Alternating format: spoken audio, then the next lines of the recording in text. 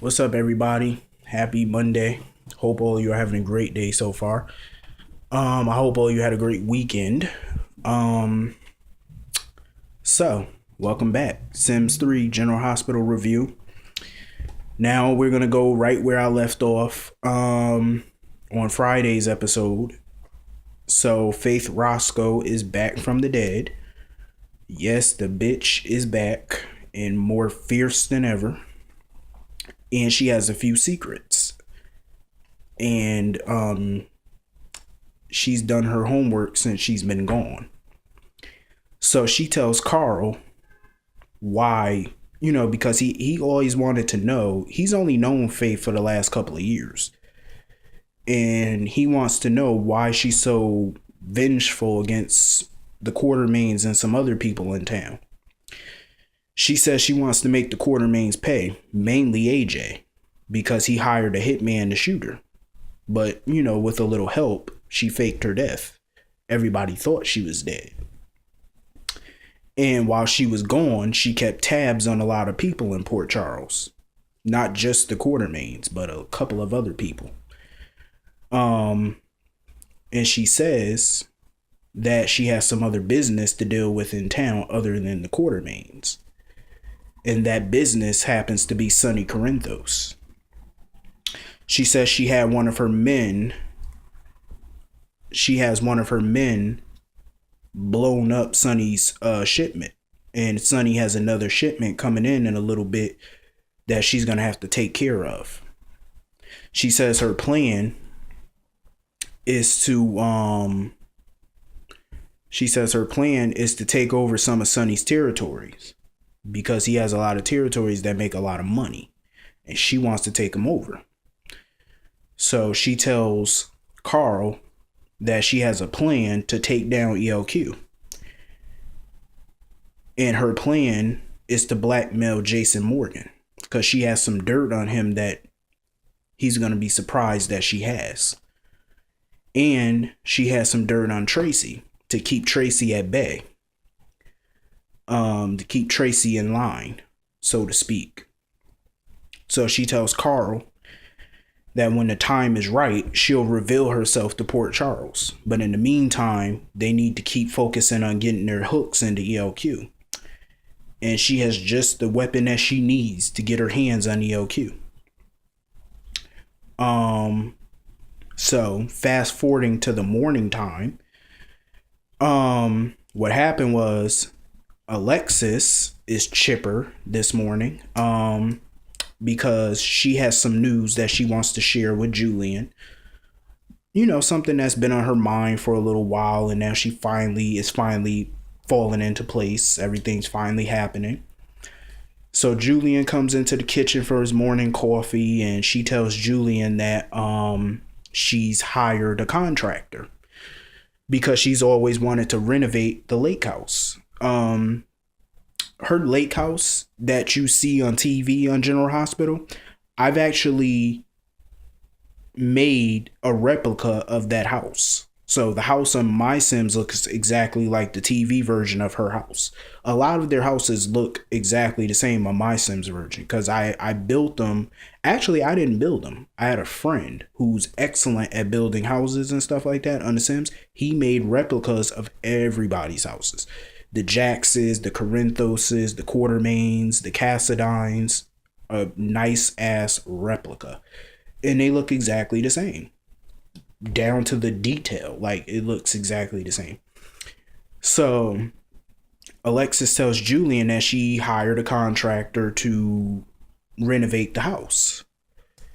And Julian was a little surprised because this is the first that he's hearing of this. She never consulted with him about this before. And he was kind of annoyed by it because he's her husband and she just now speaking to him about this and she's already hired a contractor.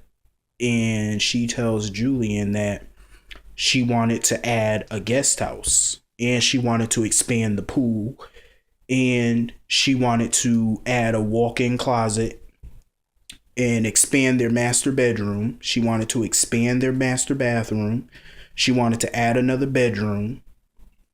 And she wanted to get new floors in the living room. She wanted to get new furniture in the living room. And she says all of this is going to cost a mere $3 million.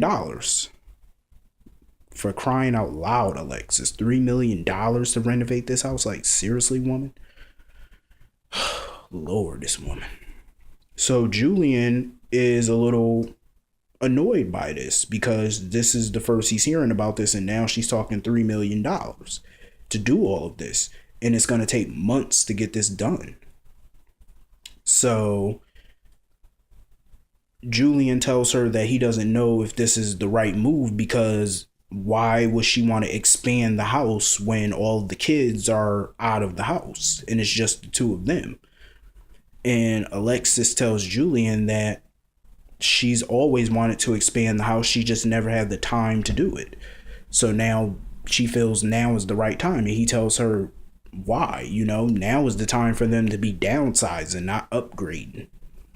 So she tells Julian harshly that that lake house is her house because she had the house before she married him. And Julian just got really upset. He just told her, you know what, do what the hell you want to do since it's your house. And he left to go to work. Julian owns a mass media company called Jerome Communications. It's a pretty big publication. It's called Jerome Publication. He owns magazines. He owns a TV station, radio station, the works. It's a huge media company. So Julian went to work. Alexis decided to just grab her stuff and go to the Quartermaines to go see Sam and the baby. So she went over to the Quartermaines, sat down with Sam and told her about the renovations and things. Sam was happy for the renovations, but then Alexis told Sam about her conversation with Julian and how what she said, and Sam was so irritated by what her mother said because she felt like that was such a low blow to say that to Julian. Alexis, as usual, is ruining her fucking marriage as usual, but Alexis said that, it was just a slip of the tongue. She said it in the heat of the moment because she was just so frustrated that he wouldn't support her on this. And Alexis said that it's because she hasn't been married in a long time, so she has to get used to sharing her house with her husband, seeing how it's been a long time since she's been married. So Sam told her that she needs to apologize to Julian. She really does. And she needs to compromise on renovating the house. And I agree, because why upgrade when y'all are getting older and Molly and Christina, Sam, none of them live there anymore. So why upgrade? I can understand expanding a little bit, but I mean, come on, Alexis. So anyway, Sonny gets a phone call from Sean telling him that another one of their shipments got hit, and Sonny is pissed. That was a $10 million shipment. He is pissed. So while he's on the phone talking to Sean, Carly comes snooping into the house as usual. I keep telling y'all, Carly lives across the street and the bitch is nosy. So she comes in and overhears this conversation, and Sonny hangs up, and now she wants to know, what is Sonny doing about this? Like, she wants to know, are Michael and Morgan in danger? And Sonny tells her no, he's going to handle this. And she tells him he doesn't even know who's doing this. So how is he going to handle it? And Sonny says that he got Sean trying to figure out who's doing this, and when they do, they're going to get revenge. So Carly storms out. She goes to the Metro Court, and she goes into her office where Jax is and tells Jax about this new threat to Sonny.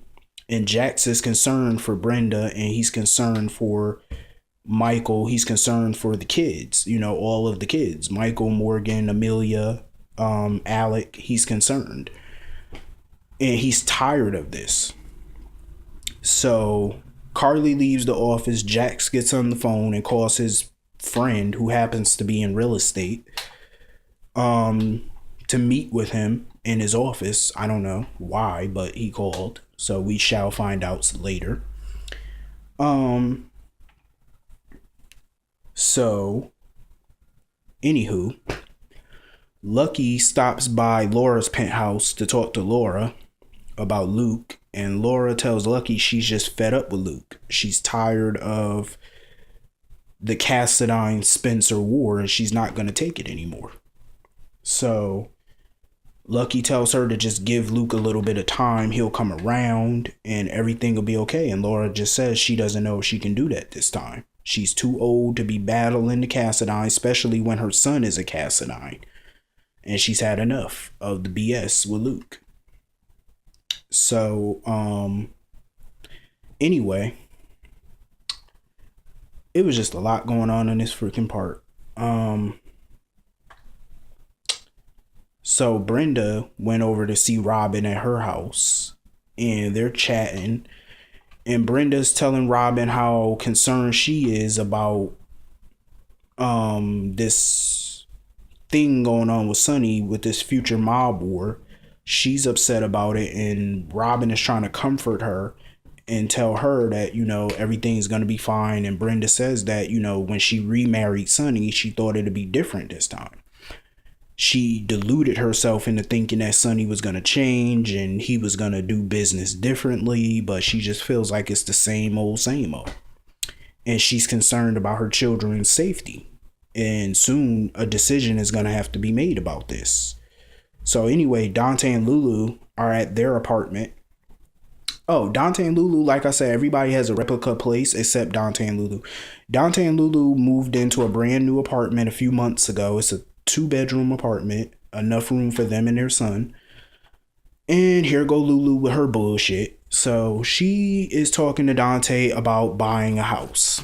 She saw a nice 4-bedroom house. It's in Queens Point suburb, right next door to Elizabeth's house. And she wants to buy it.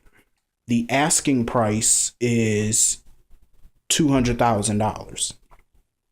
Dante tells her there's no way in the world they can afford that house. They don't have $200,000. They only have about $15,000 in their savings account. So there's no way they can afford a $200,000 house right now. And she tells him that it's a good opportunity to buy it. And he tells her they just can't afford it. And she says, you know, she wants the house. And he keeps telling her, you know, right now it's not the right time. And she says that they should go to Sonny or Nicholas for the money. And Dante says that he's not going to anybody for a handout. So he's not doing it. He's not going to his father for the money. And he doesn't want Lulu going to Nicholas for the money. So anyway, later on in the day, Jax comes home and Carly's home, and he tells Carly that he had a meeting with his real estate friend. And she was kind of surprised by that. And he told Carly that he has decided to put their house on the market. He wants to sell their house and move away from Sonny. He doesn't want to live across the street from Sonny because of the danger, the violence. And Carly tells Jax that they are not selling their house. And Jax says that they are. So they're having this whole big argument about what to do about their house.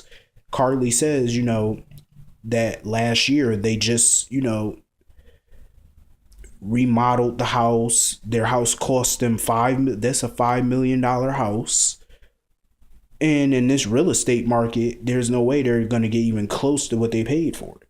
And she doesn't want to move because she likes the house. And they just bought brand new furniture. And Jax is hell bent on moving. So he told Carly whether she likes it or not, they're moving. So Carly storms off upstairs. So now this is becoming a problem for the Jax family. In the last part that happened of today's episode, we get a glimpse of Luke, who's in Switzerland, because remember he heard Helena on the phone talking about a patient in a Swiss clinic. So he's at Switzerland at the clinic, and he sees 3 guards outside of a door, and he's willing to bet that that's Helena's men because he knows how they look. So he's trying to come up with a scheme to get inside that door to find out what the hell Helena's hiding. So anyway, that was the episode for today. I hope you all enjoy. So I hope you all comment in the comment section what you thought about the episode, and, you know, just chop it up about today's events. I will see all of you tomorrow. Have a great day. See you later.